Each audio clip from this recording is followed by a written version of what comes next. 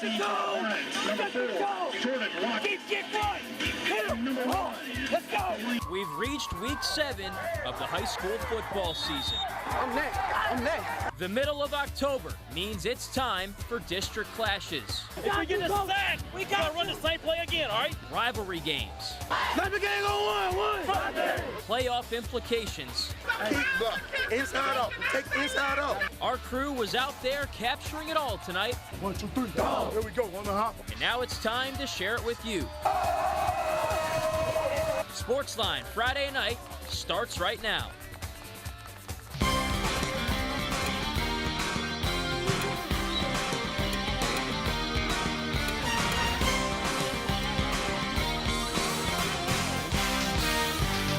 Welcome to Sportsline Friday night. I am Kevin Baptiste. You heard John Needs in that intro, but you don't see him here with me. That's because John is on his way back from a barn burner of a game between EA and Santa Ma. When he gets here, eventually he will have those highlights and all the drama from that good stuff. Sports director Jacques Doucet is obviously in Nashville, so Kev's going to hold down the fort for now and probably for the entire show. So we're going to start with Liberty and Zachary, a district matchup. It was homecoming for Zachary as we see the Bronco homecoming court and then the captains taking the field for the coin toss. Zachary would get the ball to start and they would waste no time on their first drive. First play at that as Jeremy Patton is going to get the handoff and he breaks off a long run right up the middle for the touchdown. 7-0 Broncos, team celebration, just like that. But Liberty, they are not going to go outside. They are here to fight. Bryce Preston, their quarterback.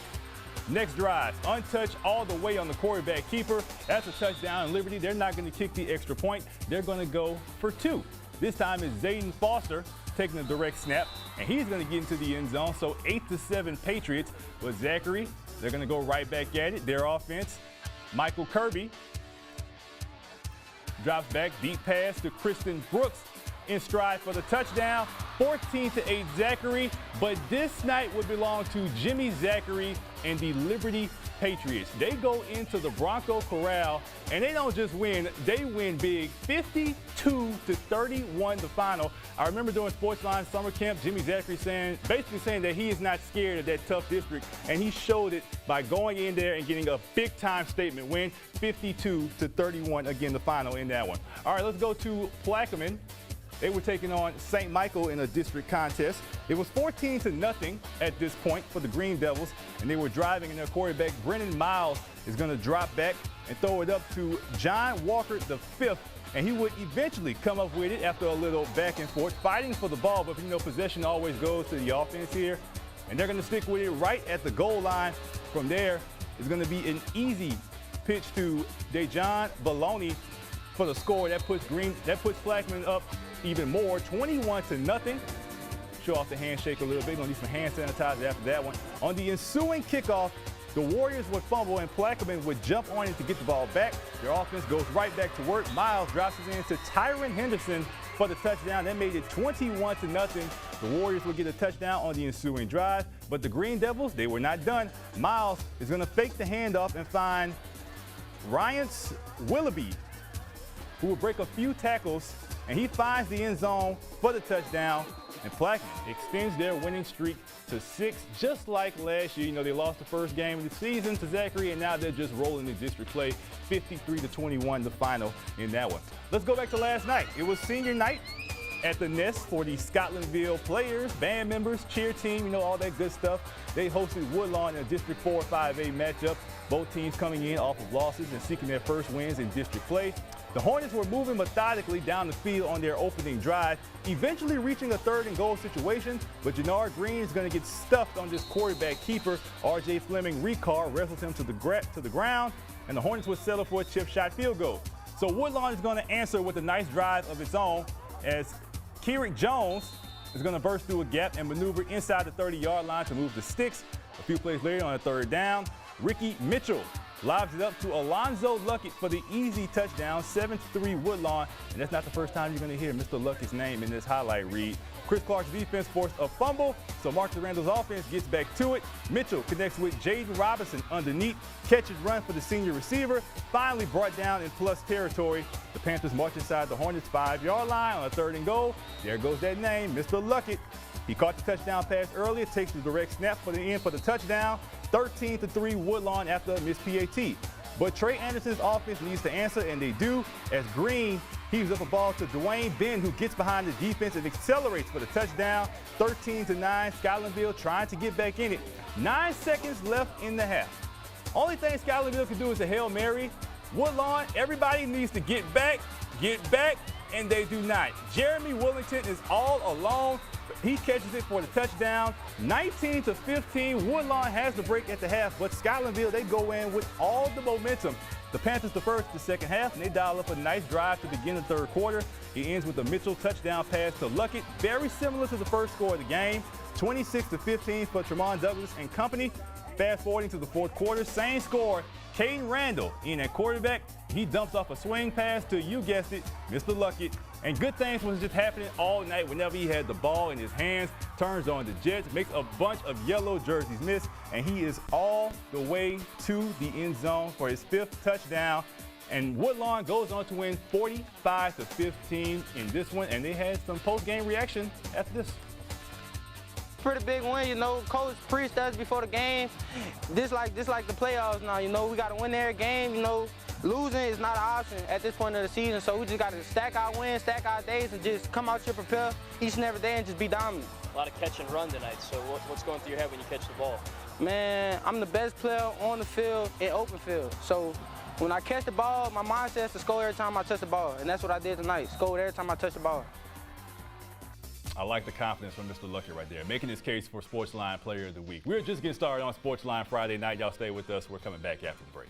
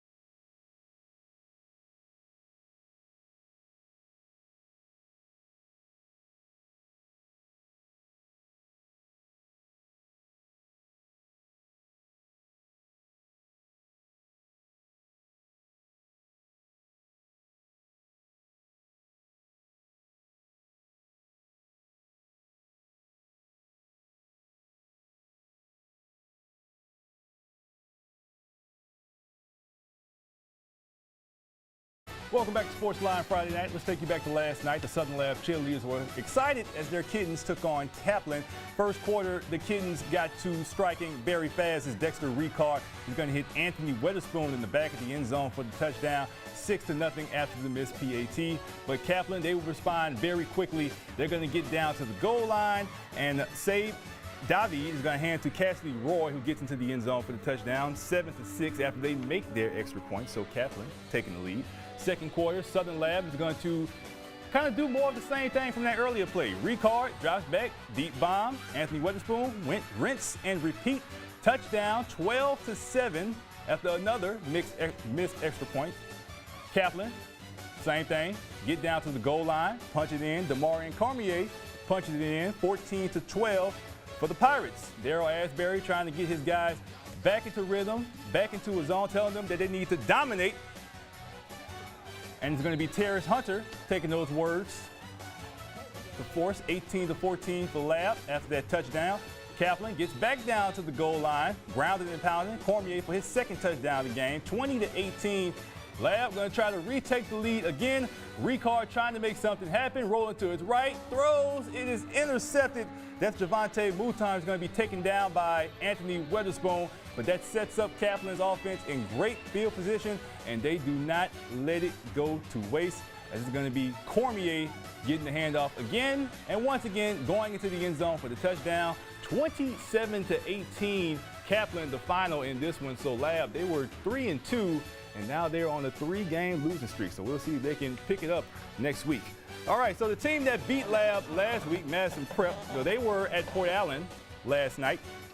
And the Chargers went in on a 3-game win streak. They were inside the red zone on their first drive. Dylan Reed is going to keep it and call his own number into the end zone for the 20-yard touchdown. 8-0 Chargers after the 2-point conversion was good. Port Allen was forced to punt, and after a 5-yard punt, yes, a 5-yard punt, Prep was already in Pelican territory, and John Profit is going to make the most of it, gets the handoff, and goes to the end zone for the 35-yard score. 16-0 after another made 2-point conversion. Landry Williams and company making it look easy. Ensuing drive, Port Allen just trying to get something, a spark on a third down. Tyler Payne throws, but that is intercepted by Cannon Walker. The linebacker makes the grab and celebrates. Sets up Madison Prep's offense with more great field position, and they do not let this go to waste. Reed throws the screen pass to Keon Robinson, makes a move, turns on the Jets, and he is off and running for a 31-yard touchdown. 24-0 before the end of the first quarter, 63-0. Madison Prep is rolling since that loss to Southside. They have now won 4 in a row. All right, we got some more coming up on Sportsline Friday night. Ascension Parish, all types of parishes. Y'all stay right there.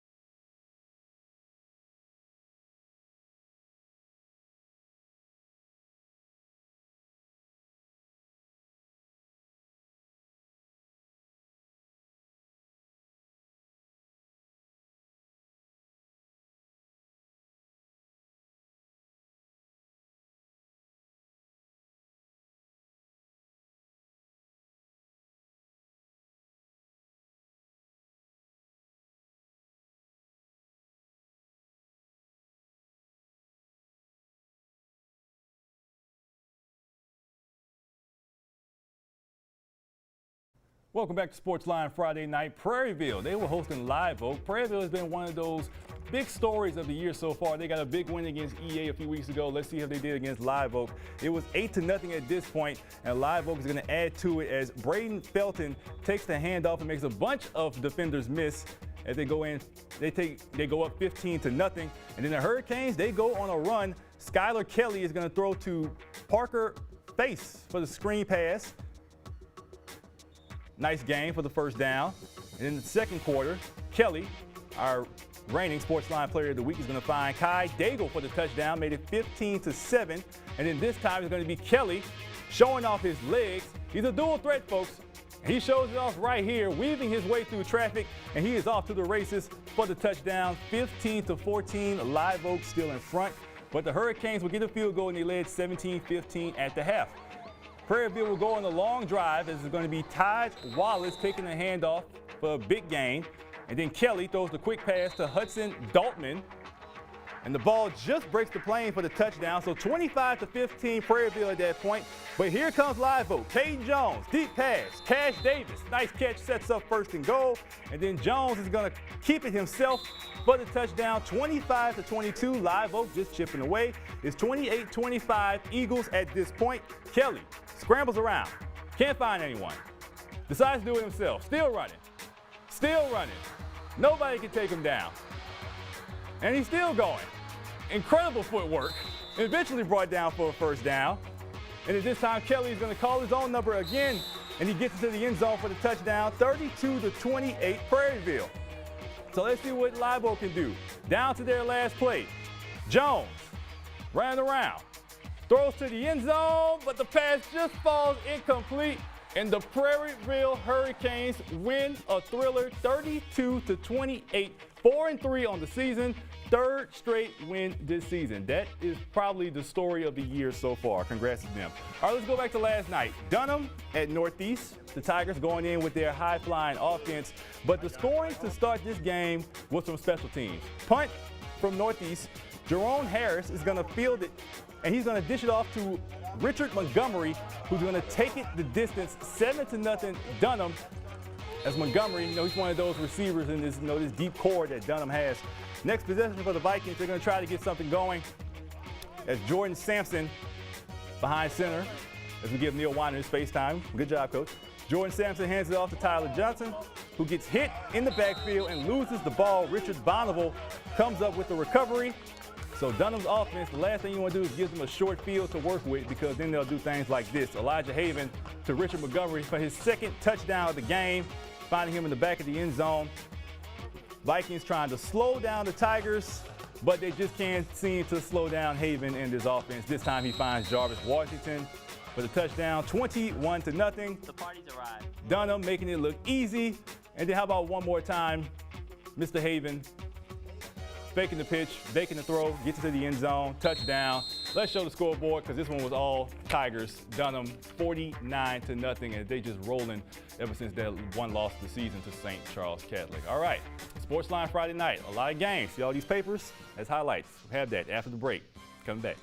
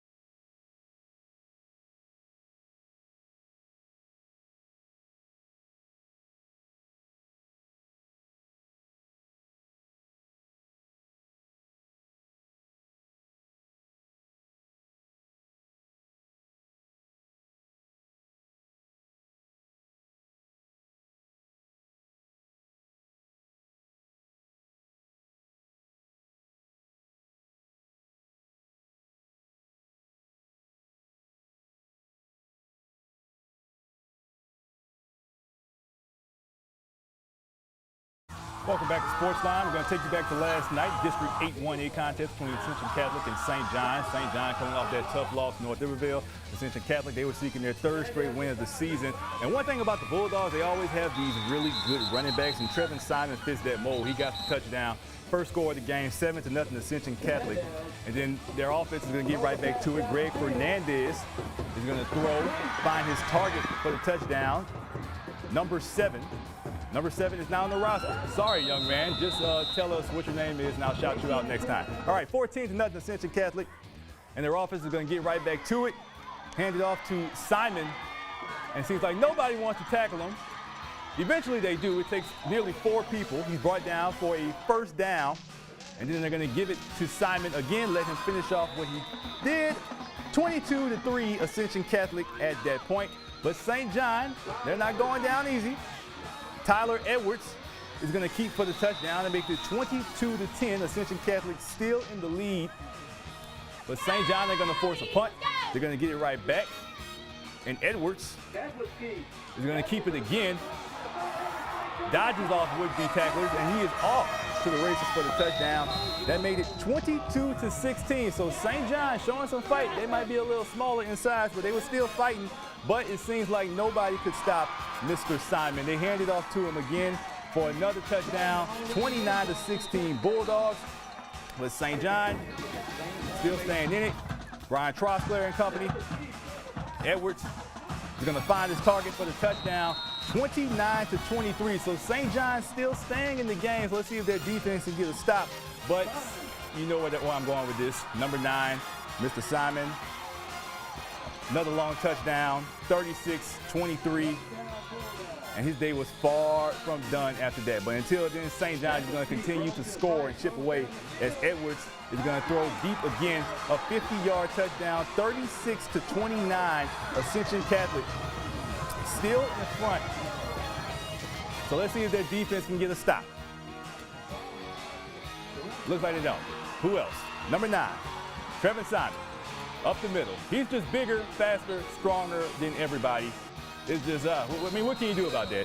Another touchdown for him, 50-35. Final score, 57-35. Simon actually had a school record 519 yards, and he had 7 touchdowns. So that is a big case for Player of the Week, and probably every Player of the Week around the area for Mr. Simon. Good for him. All right, so this is our last block on WAFB. We're going to be on WBXH. We should have that list about where you can find WBXH. We're also still streaming on WAFB Plus and the YouTube page. We're going to try to get Santa Ma and EA. We're going to have Catholic and Central. We still got Episcopal and Slaughter, North Riverville, White Castle, so many other games. Join us on BXH. I'm Kevin Baptiste.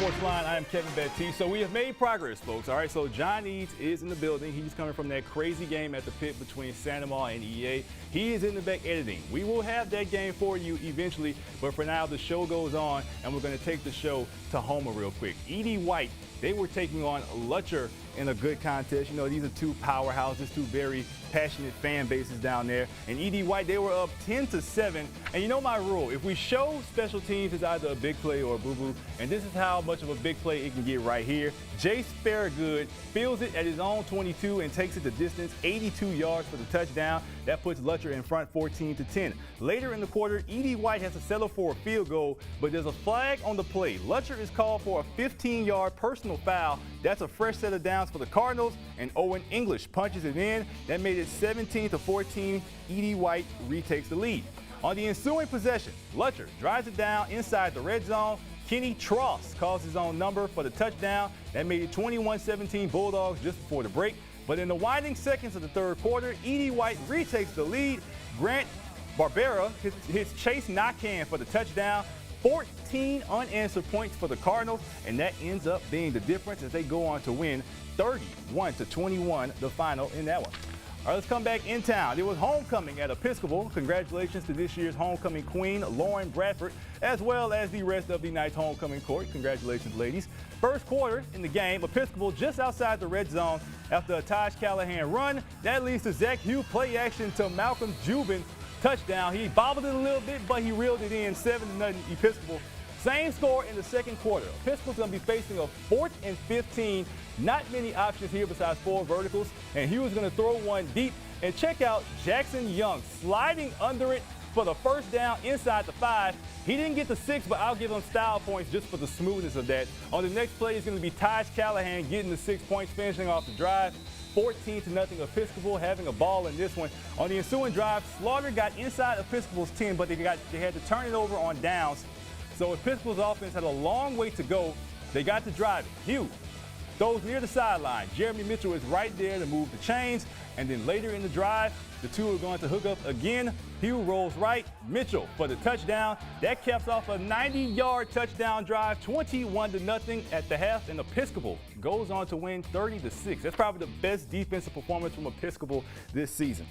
All right, back to last night. McKinley traveled to Belaire to play in a district game. Neither team scored in the first half, so we flash to the second half. The Bengals would get the ball deep in their own territory after a punt, and their quarterback, Keontre Brothers, would connect with Ja'Cory Freeman. And Freeman, that is another big fella, and I don't know if anybody wants to tackle him. He is just throwing guys all over to the side. Watch out, Andre, good job. Good job getting that, watch out. But this time, Belaire is going to get in the end zone as Brothers connects with Freeman again for the touchdown. Okay, so 6-0 after the missed PAT. Fast forward to the fourth quarter. 3 minutes left in the game. Jadarius Moody is going to take it himself. That sets up the Panthers for a potential game-winning touchdown. Now it's 4th down for the Panthers on the 5-yard line.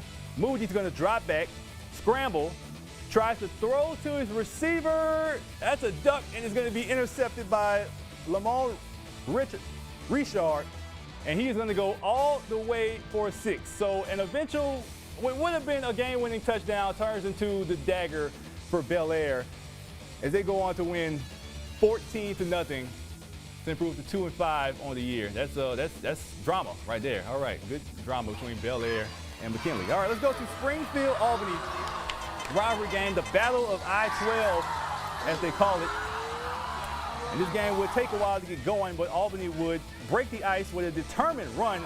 It's going to be Jonah Grob. It looked like some old school Mike Allstott stuff right there. You know, 2002 Tampa Bay Bucks going up the middle and just nobody wants to tackle them. 6-0 Hornets after the missed 2-point conversion. Albany would get the ball back deep in their own territory. Quick pass to Yadarian Williams, who looks like he has reservations for 6. Trucks over a guy. Drags another guy, eventually knocked out of bounds. That's a 40-yard pickup. That's what we call that good old yak right there. And then eventually it's going to be Caleb Smith Hilly, sorry for mispronouncing that kid, who gets to the end zone for the touchdown, 12-0 after Hornets miss another 2-point conversion. So here we go. My old rule, the kickoff. This It's not a big play, it's a guru. In favor of Albany, that's a turnover. Offense set up in good field position.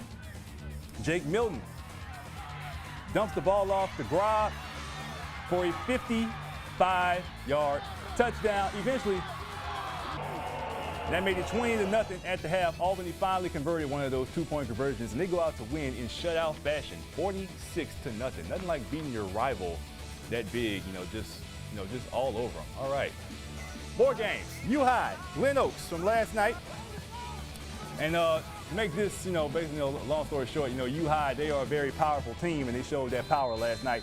Corbin Odell gets into the end zone for the first touchdown of the game. That made it 7-0. U-High got the ball back. This time it's going to be Sage Ingram for the touchdown, made it 14-0. Glen Oaks tried, but U-High too much. That's a safety for their defense, 16-0. And U-High will go on to win by a lot to a little, 57-0. U-High, like I said, they're just a very good team, folks. They're going to be contending for a state championship way down the line. All right, Sportsline Friday night, more games. EA Santa Mar is coming. I promise. It'll be here. We're back after this.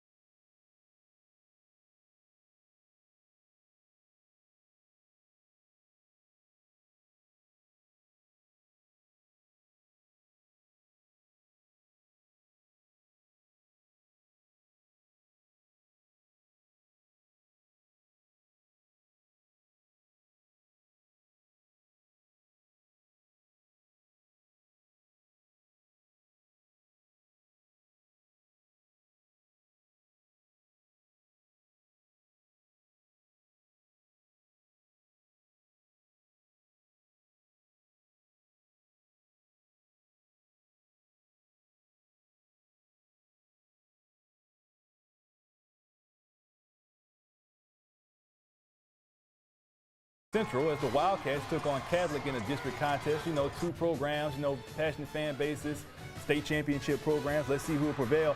Catholic High, we're going to get off to things first as Turner Goldsmith is going to hit Jude Chamberlain for the first down. And then later, they're going to finish off the drive as Jaden Miles keeps it. Ooh, trucks over a guy. Into the end zone for the touchdown, 7-0. That's just rude and nasty right there. Let's see how Central responds. Ja'Cory Platt drops back, but he is going to be taken down to the turf by a host of Bears. That's going to get it right back to the Catholic High offense. And Goldsmith is going to throw to Chamberlain, again, running as fast as the Jeep in the background. That's what the shot sheet says. I'm just going by. I like the bar. Good try. 13-0 Catholic. And then their offense gets it back, but Central's defense gets a stop as they're going to get a sack. But Catholic's offense gets right back to it. Goldsmith dumps off to Miles, and he finds his lane, and he is off to the end zone for the touchdown. They made it 19-0, so the Bears are really staking their mark in this road game. Let's see if Central can get something going. Look like they can't, as Platt, the snap hits him right in the face, and it's recovered by Catholic, so the offense goes right back to it. Throws it up top to Chamberlain, broken up in the end zone by Bo Hill and Marvin Joseph.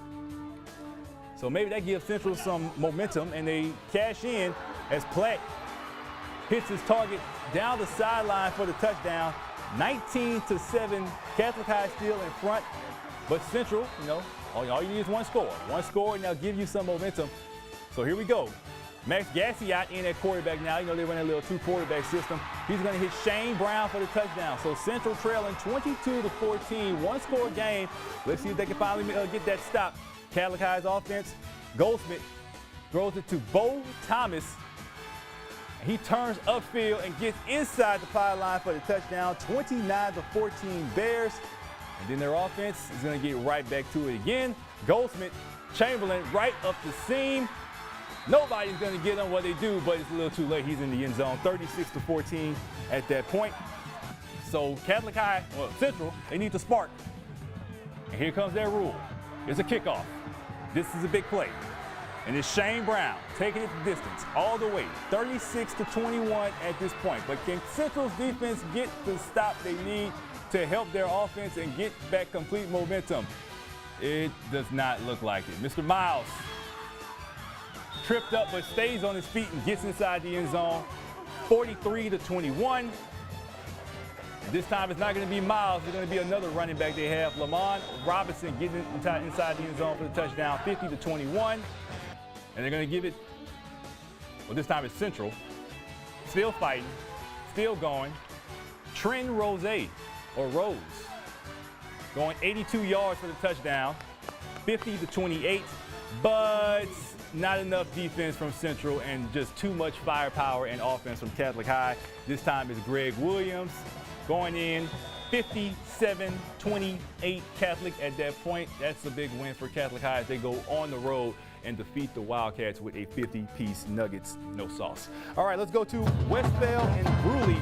Friday night lights in St. Francisville for another district showdown. The Saints start the game on 1st and 10. Brooks Abear throws it to Ty London, but he's met immediately by Ryland Johnson, who dumps him into the ground. So Brusly's offense with it. Drake Vincent had a good showing. He drops off the pass to Patrick Gales, the speedster. Short game, but he's brought down by a host of Saints. So he didn't show off the speed right there, but I'm pretty sure he did later. This time, Vincent going to connect with Cordell Oxley, who is stopped. So we're showing, defense gets their love on Sportsline Friday night too. West Feliciana, pursuit to the ball. That's what you got to do to be a winning football team. But check this out. Brusly is finally going to hit pay dirt when Vincent runs a little play action. And he's going to find Darian Bennett down there wide open for the touchdown. Westvale tries to get some offense going, but Brusly's defense was too much. Let's look at the final score, guys, after this play. Okay, nice stop by the defense. 21-13 Brusly, and they have it really rolling. So that district's going to be a tight one between them and Plaquemine, even though Plaquemine did beat Brusly, so I guess they have the tiebreaker. All right, let's go to another game. Donaldsonville, East Feliciana. Oh, okay, false start. First false start, it happens. All right. After this, we're going to come back, Donaldsonville, Eastvale, and some more games that we need to get to on Sportsline Friday night.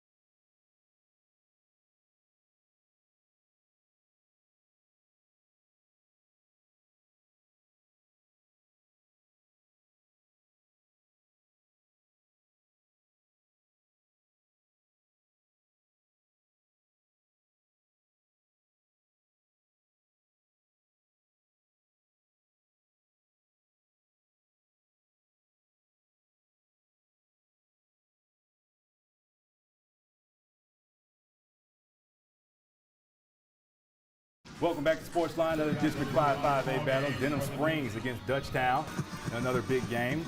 First and goal for Denham Springs. DeJohn Goldman is going to hit Brenton Hall for the touchdown. 7-0 Yellow Jackets. The defense would stop Dutchtown from getting anything, so the Yellow Jacket offense would get the ball back. And they're going to get down to the goal line as Paul finds a crease, and he is into the end zone again. 14-0 Yellow Jackets. Dutchtown down by 2 scores, trying to answer back. Clay Walker-Vice throws one deep to Martell Rogers. That's a first down. They're going to fight for it, but, you know, it always goes to the offense. Nice catch by Mr. Rogers. Vice and Rogers are going to hook up again. This time for the touchdown. They made it 14-7, but Mr. Goldman has something to say about that on the next possession for Denham Springs. He's going to fake the handoff, keep it, and he is off to the races. See ya later. And that puts the Yellow Jackets up by 2 scores again, 21-7. Dutchtown would not back down with some type of fight.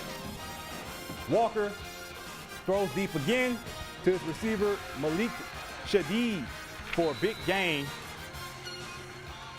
And I think that's it. That's all we got. So we got the final score in this one, guys. Denham Springs and Dutchtown. Oh, after this, all right.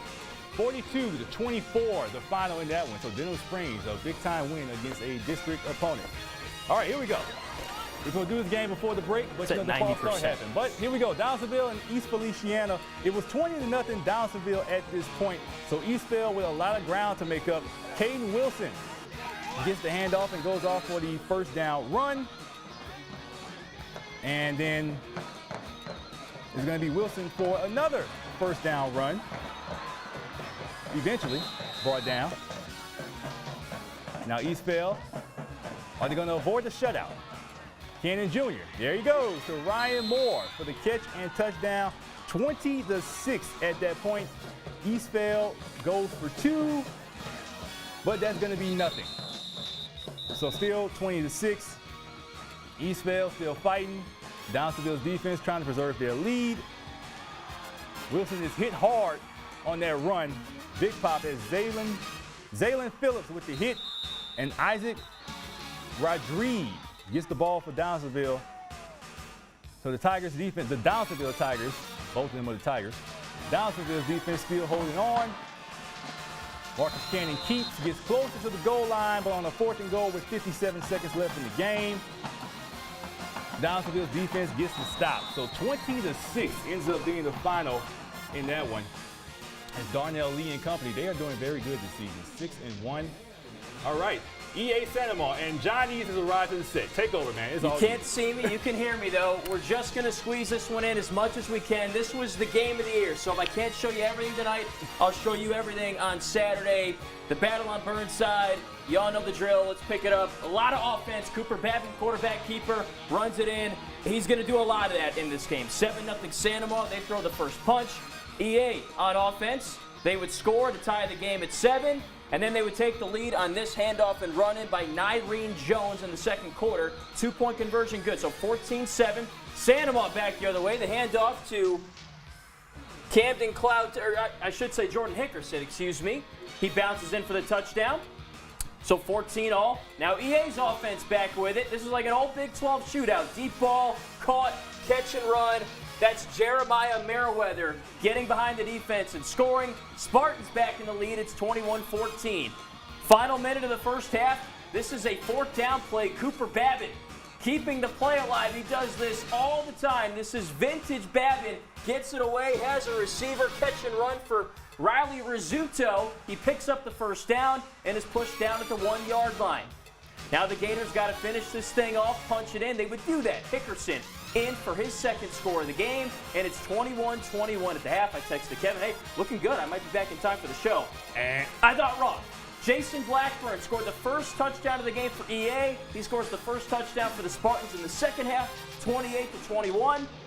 And the difference in a game like this is 1 turnover, 1 mistake. This is it. Babin intercepted by Micah Levy. He's got blockers back the other way.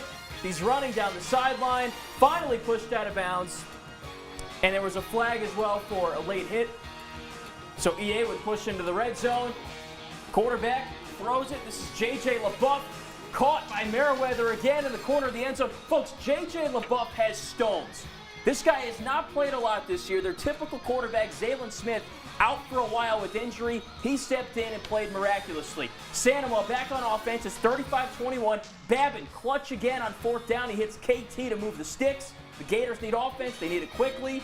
Babin keeps the ball in his hands. He's played in this rivalry for years. He scores. So Sandoval's back in it. It's 35-28. But EA always had an answer. This is LSU offensive lineman commit Bryson Martinez throwing complete. Meriwether runs it in for the touchdown. 42-28 at that point. It was 49-48 later in this game. Sandoval would mount an insane comeback. This Babin touchdown run is part of it. They would try a Philly special. Down 49-48, it would be incomplete in the corner of the end zone. EA wins the rivalry, the battle on Burnside, 49-48. Game of the year. Still got some chaos. All right, cliffhanger for tomorrow. For Johnny's, I'm Kevin Baptiste.